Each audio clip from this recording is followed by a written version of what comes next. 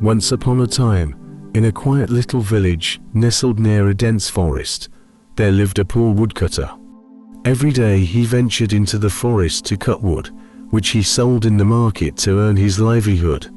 Despite his hard work, his income was meager, and he struggled to make ends meet. One day, while chopping wood deep in the forest, the woodcutter noticed a monk sitting beneath a large tree, deeply immersed in meditation. Intrigued, he approached the monk and quietly sat down in front of him, waiting for him to finish his meditation. When the monk finally opened his eyes, the woodcutter bowed respectfully and said, "Oh, wise one, I am poor and struggling to survive. Please, give me some guidance to improve my life." The monk looked at him kindly and said just 2 words, "Go forward." Though puzzled, the woodcutter felt a sense of hope in the monk's words. Trusting his advice, he decided to explore deeper into the forest. As he ventured forward, he stumbled upon a forest filled with sandalwood trees. Thrilled by his discovery, he began cutting and selling sandalwood instead of ordinary wood. The value of sandalwood was much higher, and soon, his earnings increased significantly. He could now afford a comfortable life. However, even in his newfound prosperity, the woodcutter often thought about the monk. "It was his advice that led me to the sandalwood forest," he thought. "Perhaps he can guide me to something even greater." With this thought, the woodcutter decided to revisit the monk. Once again, he found the monk sitting in serene meditation under the same tree. When the monk opened his eyes, the woodcutter bowed and said, "O wise one, by following your advice, I discovered the sandalwood forest and have become wealthy. Please, give me more guidance."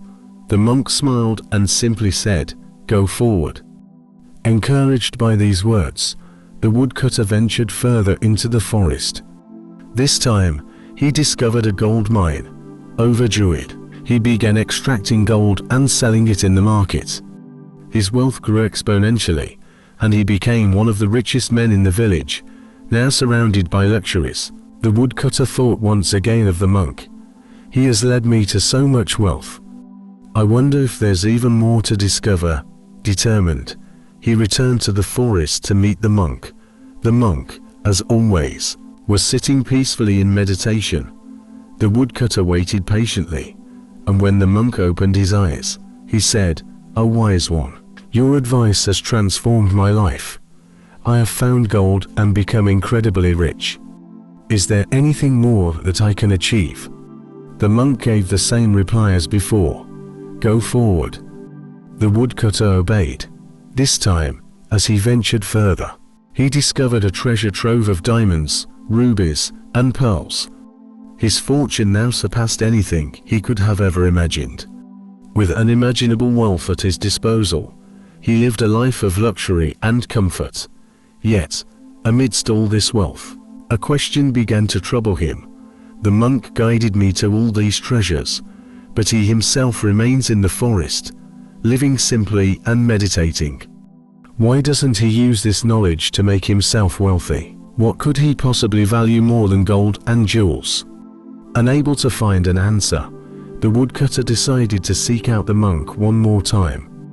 When he reached the forest, he found the monk sitting in the same spot, radiating peace and calm. The woodcutter bowed deeply and asked, "O wise one, your guidance has brought me unimaginable wealth and comfort. But I am curious, why do you not use this knowledge to make yourself rich? What could be more valuable than gold, diamonds, and rubies?" The monk smiled gently and replied, "What you say is true. I know where to find these treasures, but I have moved beyond them. I have gone further than diamonds and rubies. What I have discovered is far more precious." The woodcutter was intrigued. What could possibly be more valuable than these treasures? He asked. The monk replied, "I have found inner happiness, a treasure that cannot be compared to any material wealth. Through meditation, I have discovered a profound joy and peace within myself.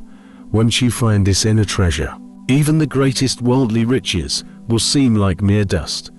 Hearing this, the woodcutter felt humbled. Falling at the monk's feet, He said, "How foolish I have been. While you possess the true wealth of inner happiness, I kept asking you for worldly treasures. Please teach me how I, too, can find this happiness." The monk nodded and said, "The path to inner happiness is simple. Sit down comfortably, close your eyes, and observe your mind. Let your thoughts come and go, but do not hold on to them. Simply be a witness. Over time, your mind will settle, and your thoughts will fade away. When there are no thoughts and no experiences, you will reach a state of pure meditation. In this stillness, you will find the light of true realization. It is in this void that you will discover the ultimate happiness." The woodcutter listened intently, his heart filled with a new sense of purpose. The monk continued, "True happiness is not found in the outer world. It lies within us. Yet, we spend our entire lives chasing material wealth and pleasures, forgetting the vast treasure that resides within." The woodcutter thanked the monk and resolved to practice meditation daily. From that day on, he began his journey inward, seeking the infinite ocean of happiness within himself. In our own lives, we often find ourselves in the woodcutter's position, spending years chasing external success and material possessions, believing they will bring us happiness. Yet, we rarely pause to explore the immense wealth within ourselves. Meditation is the key to unlocking this inner treasure. It is not something that happens overnight, but with consistent practice, the mind becomes calm, and meditation begins to happen effortlessly. When we discover the joy and peace within, we realize that true happiness is independent of external circumstances. Let us all take time each day to turn inward, practice meditation, and uncover the boundless treasure of inner happiness.